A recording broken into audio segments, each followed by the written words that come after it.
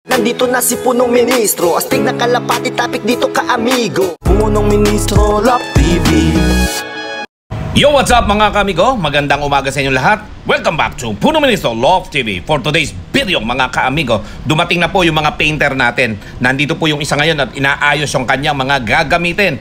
Meron na po siyang dalang makina para po mas mapabilis yung kanyang pagpipintura sa ating Dreamloft mga kaamigo. At especially, syempre, yung mga flooring natin at mga hagdan mga kaamigo, yan ang gagawin nila ngayon. Kaya po tara mga kaamigo at samahan nyo ko. Pupunta po tayo mga kaamigo sa ating first floor. At kanina pa sila nagpipintura doon upang makita po natin yung mga natapos na nila. Okay? So ayan po mga kaamigo yung mga ginagamit nila, no? Yan po yung may pressure air para po mas mabilis, ano mga kaamigo. Pero tingnan muna natin yung mga napinturahan na kanina dito. Dahil ang inulan nila yung loob po ng ating first cage. Mga kaamigo, yung ating first floor. Okay? Yung first cage po natin dito mga kaamigo, napinturahan na po yan. Ayan o, yung ceiling po mga kaamigo, puting-puti mga kaamigo, antindi. Yan o. Siyempre, ang gusto ko mga kaamigo sa loob ng ating cage, kulay puti po talaga mga kaamigo, para po lumutang yung ating PHA perks dyan mga kaamigo, o mga box perks mga kaamigo. Siyempre, lalagyan natin ng varnish yan. O yun po, hanggang dulo na po yan mga kaamigo, puting-puti na. At syempre mga kaamigo, nako bukas po siguro masisimulan ng magbarne sa ating mga PHA perks. Samantalang etong ating first floor, mga kaamigo, ito, malapit na po tayong matapos. Ayan o, kitang-kita na po natin mga kaamigo yung pintura. Puting-puti mga kaamigo, lahat ng ating cage dyan. Ayan o. Okay, mga kaamigo, pulitong-pulito yung pagkakagawa ng ating first cage at second cage hanggang third cage mga kaamigo. Samantala mga kaamigo, samahan nyo ako sa warehouse. Nandun po sila imported lines at gumagawa po ng ating mga tapakan ng kalapate. Let's go! So ito na po mga kaamigo, nandito na ako kagad sa warehouse. At ito mga kaamigo, yung mga tapakan ng kalapate, ano? Ayan, ginagawa ni imported lines para merong tapag-tapakan yung ating mga kalapate doon kapag kapo nilagay na natin. Ayan o, may mga sabitan po sa dulo yan para isasabit na lang. At sukat na sukat po yan doon sa ating mga cage, ano mga kaamigo? Siyempre, hindi na natin kaya pang bumili ng ating mga B-perks. Kaya naman, ang ginawa na natin mga kaamigo, ayan na, mismo nga mga bakal na. Okay? Mga tubular na po na maliliit ang ginamit natin para mapagtapakan yung ating mga kalapati sa cage. Yun o. Napakaganda po niyan mga kaamigo. Makakatipid pa tayo. Okay? So yan po. Sila po yung mga gumagawa niyan dito ngayon mga kaamigo. Para naman sa ganun talagang makita natin na yung mga kalapati natin ay magiging komportable sa kanilang dadapuan mga kaamigo. Yan o. At syempre yung mga tapakan ng kalapati natin, mga flooring, pipinturahan po yan ng anak ni Spider-Man mamaya mga kaamigo. Babalikan po natin sila dyan, ano? Alright, yan o. Ang dami na po nilang natapos mga kaamigo. Kaya lang, wala pa pong pintura yan. Siyempre, pipinturahan po yan para po mas matibay at hindi kakalawangan, ano mga kaamigo? Napakalupit ng mga bata natin na yan, no?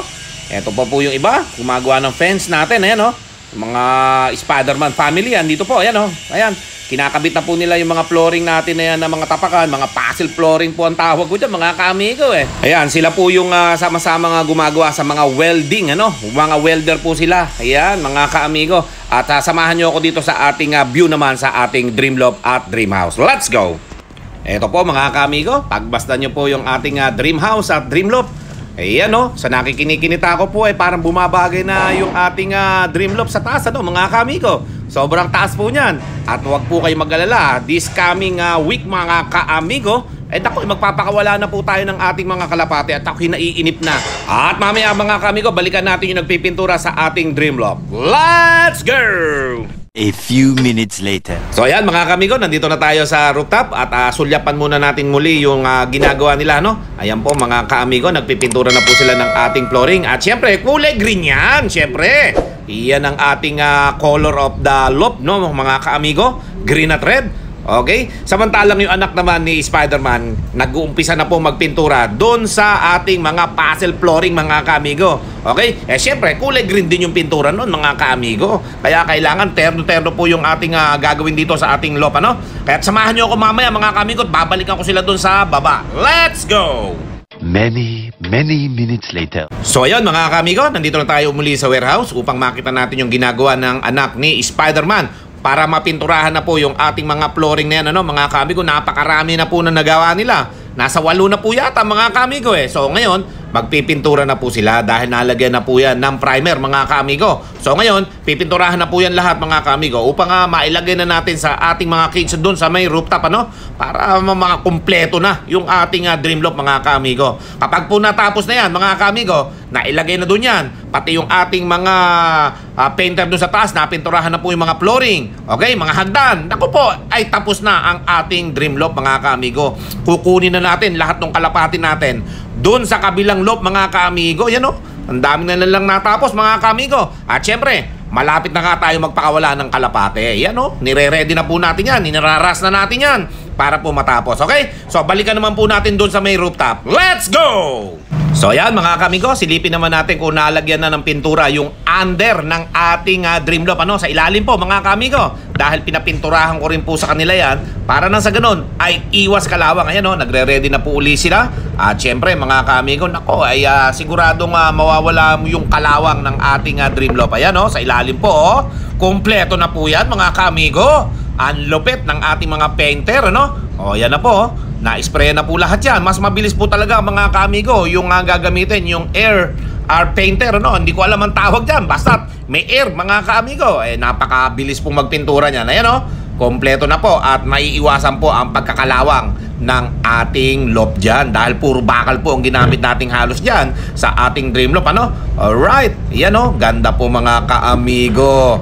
Yan pati yung aso natin nasisiyahan tuloy sa ilalim mga kaamigo At syempre silipin naman natin yung mga YB natin naka-viewing sa 360. Let's go! So ito na po mga kaamigo. At kasalukuyang naka-viewing yung ating mga YB rito na malapit na nating pakawalan. Naku, abangan nyo po yan mga kaamigo. At nasisigurado ko mahigit 20 po yung papakawalan natin dyan. Bahala na po mga kaamigo kung makakabalik sila. Pero desidido na po ako magpakawala na higit 20 sa ating mga YB na yan. Kaya po binababad namin sa viewing habang nagagawa po yung ating mga bata dyan. Oy, break time na po yata nila mga kaamigo. Biglang nawala. Alright? So ayan po mga kaamigo kailangan po natin talagang mag-viewing sa ating mga YB. Sasabak na po sila ngayong linggo na to sa ating unang palipad sa ating mga kalapati na yan. Kaya po yan, tandaan nyo, pag may nawala dyan, inyo na mga kaamigo sa lahat na makakakuha ng aking kalapate. Tulong ko na po sa lahat ng makakahuli yan. Basta po yung mga kalapati ko napunta sa inyong loft, hulihin nyo at alagaan nyo na. Okay? So tara, naman doon sa baba mga kaamigo. Let's go!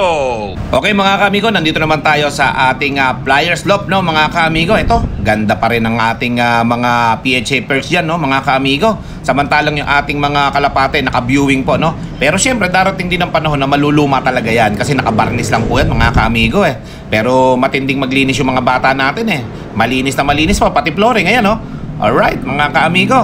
At syempre, nako tingnan naman natin yung mga nagpipintura dito sa labas Silipin natin, baka natatapos na sila dito mga kaamigo. Yan At syempre doon sa may hagdan mga kaamigo, sisilipin din natin yan para makita natin kung natapos na nila lahat ng mga pipinturahan dyan. Dahil po malapit na tayo magpakawala ng ating mga kalapate mga kaamigo. Abangan nyo po yan. Ito naman yung nasa hagdan mga kaamigo.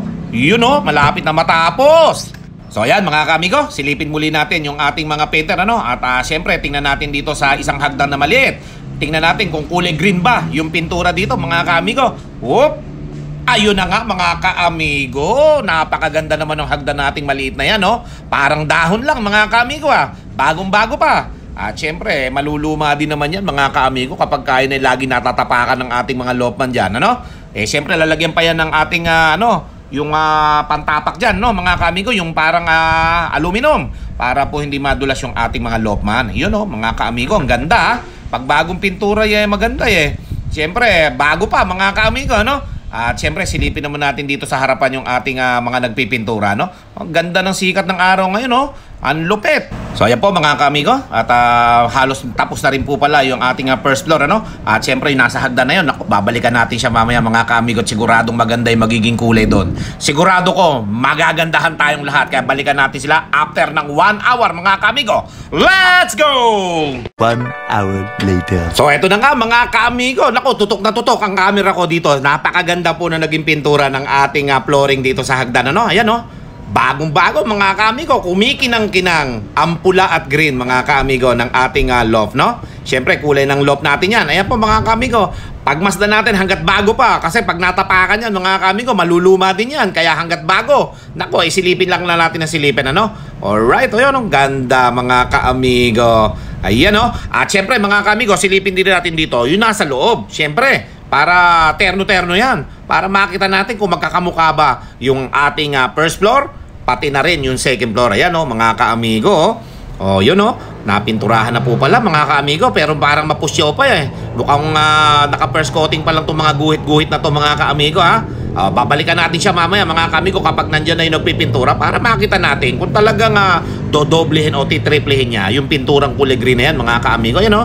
Mukhang nag-break time yung ating painter dito sa taas na to mga kaamigo eh. Eh di syempre, ginagalingan talaga yan mga kamigo, nagpapalakas yung ating mga bata dyan. Ayan o, mukhang hindi pa tapos dito, bandang gitna, ano? So balikan natin sila after na ilang minuto. So eto na mga kamigo, binalikan ko talaga para makita natin na talagang matatapos, ano? Para makita natin yung pagdodoble ng kanyang pagpipintura. Kasi para magtagal naman yung ating mga pintura dyan, ano? Mga kaamigo, dahil syempre yung mga pintura na yan, yan po ay kukupas din. Pag nalalagyan po ng mga poops yan, na alikabuka, na dumihan, eh yan po ay mababakbak. Kaya kailangan hanggat bago pa, mabidyohan na natin ang mabidyohan yan para sulit, ano mga kaamigo. Ito na yung ating mga stockbird, ano, at yung ating mga YB, papakainin na lahat ng mga kalapati natin mga kaamigo. Kaya nagsisipol-sipol na yung ating mga bataan para magpakain na po. Oras na po ng pagkain mga kaamigo, hapon na po mga kaamigo. Kaya tara, samahan nyo kami at yung mga kalapati natin mga kaamigo ay mapakain na natin ng sabay-sabay. So ayan mga kaamigo, balikan natin yung mga kalapati natin kapag nakababa na lahat. Let's go! A few minutes later. So ito na po mga kaamigo, hindi ko na pinakita na pinababa namin sa trapdoor, ano, dahil sanay naman na bumababa lagi yung ating mga YB, ano. Eh yan na po mga kaamigo, direct na sa kainan kaagad para rekta na. Ang abangan nyo lang po ninyo mga kaamigo yung ating unang palipad sa ating Dreamloft, ano mga kaamigo. Tara, pumasok tayo nang masilip natin kung gaano kagana kumain yung ating mga kalapate. Ano, halos sa patay gutom yung ating mga kalapate. Como pinapainom natin yan ng tubig kalawang mga kamigo, pampalakas ng ating mga kalapate, ano. Red Shell po yun mga kamigo, joke lang yung tubig kalawang. Pero syempre yun ang ating tawag, ano. Ayan, mga kamigo, ang dami yan. Syempre ihihiwalay na rin natin dyan yung ating mga breeder na mga babae. Pang-inganya lang natin yan dyan sa ating PHA perch para dumapo sila, no? Eh dahil doon mga kamigo, natuto yung ating mga YB na dumapo sa ating mga PHA perch. Kaya naman eto mga kamigo, si Quattro at si Jenstone, itinali muna namin sa ating double cage. Yan mga kamigo, nakakulong muna sila kasama yung kay Alarcon kasi po nambubulog mga kamigo. Kaya dyan muna sila, no? Para makasave tayo sa paglaspag ng ating mga breeder. O yan mga kaamigo, napakagaganda po ng ating mga kalapate. Abangan nyo po yan. Naku, ang dami po nating papakawalan dyan, no, mga kaamigo. More moments later. So yan po mga kaamigo, nagpapainom na lang tayo. Kaya gusto ko magpasalamat sa lahat ng ating mga solid subscriber mula noon hanggang ngayon. Nandiyan kayo. At syempre sa ating mga newbie pansir, sa ating mga kalapatid, sa ating mga silent viewer, mga bisita po, marami pong salamat sa inyong lahat, ano, mga kaamigo. God bless sa inyong lahat. At syempre huwag niyong kalimutan mag-like, share, and subscribe. At i-hit nyo na rin yung notification bell mga kaamigo upang maging updated kayo sa aking mga latest video. Marami pong salamat sa inyong pagsuporta mga kaamigo. At abangan ninyo ang unang lipad ng ating mga YB mga kaamigo. Napaka-importante yan sa ating Dreamloft, ano? Para naman tayo makasali sa mga race dito, no? Yung mga bataan natin magsasali dyan. At syempre, yung big surprise po mga kaamigo, malapit na. Kaya abangan nyo yan. Maraming salamat. God bless us all. Thank you! Punong Ministro Love TV.